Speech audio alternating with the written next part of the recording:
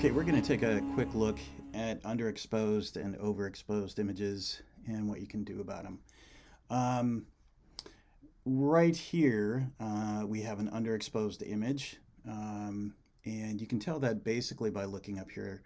If your eyes don't tell you at first, you can always take a look at the histogram up here, and when you see that the bulk of the curve is pushed way over to the left, that's probably a pretty clear indication that you have an underexposed image. Okay, so there are a number of ways you can deal with this. Um, some of them better than others. So the basic might be to go to image, adjust, and mess with your levels here by starting off with your highlight and bringing your highlights in to the point where they kind of warm up the image. Um, so that's one way. But if you do that, that's actually going to change the information in your image and will be difficult to go back to, right? Same thing goes for doing image adjustments to curves. Curves are more complicated, but many photo editors prefer working in curves, but it's the same sort of thing. So let's undo that. I think the easiest thing to do to adjust an underexposed image is to add an adjustment layer. And you can either do that by going down here to this little button in your layers panel, or if you have adjustments open, that would be under window adjustments, you can go in here and kind of pick the right one. Brightness, contrast levels, curves, exposure. And let's try exposure. I think that's going to be kind of the easiest. So if we click on that, then that opens up in the properties panel our settings for that layer. It also creates a new adjustment layer.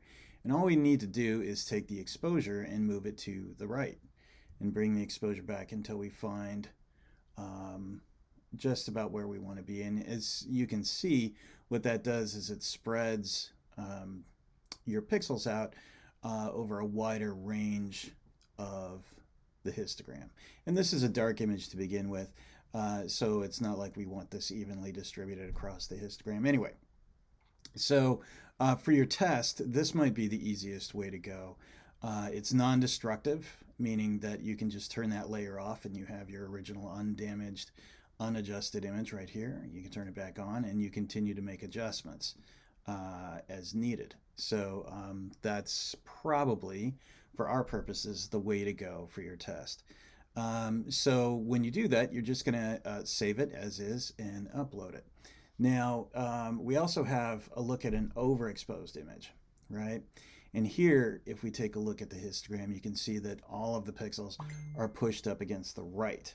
And so what that is usually a clear indication of an overexposed image. Now, an underexposed image can be fixed usually, but an overexposed image is much harder to do.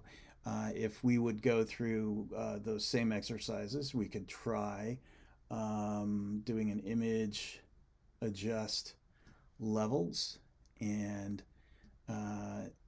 if we bring the shadows down, you can see that that's not quite bringing back the fullness of the desired image. There's information in there, but it's not great.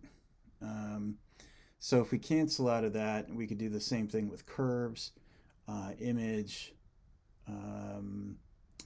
adjust curves, and this time we would pull the curve down. And there's information there, but it's not great. Same thing goes with putting an adjustment layer in. So if we go ahead and do an exposure adjustment layer, and this time bring the exposure down, you really just sort of result in more gray in your image, because there's not really anything more you can do with those pixels. Not too much more anyway.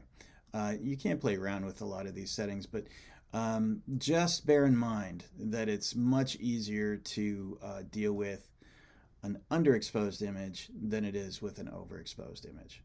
And that's why sometimes you'll hear the phrase shoot to the left. And what that is a reference to the histogram that you'll see on the back panel of your camera oftentimes when taking pictures. If your pixels are clustered more towards the left of the histogram, then you have a much better chance of getting the perfect exposure in post. So that's it. Pretty straightforward. So hang on, and we've got a few more of these to go through.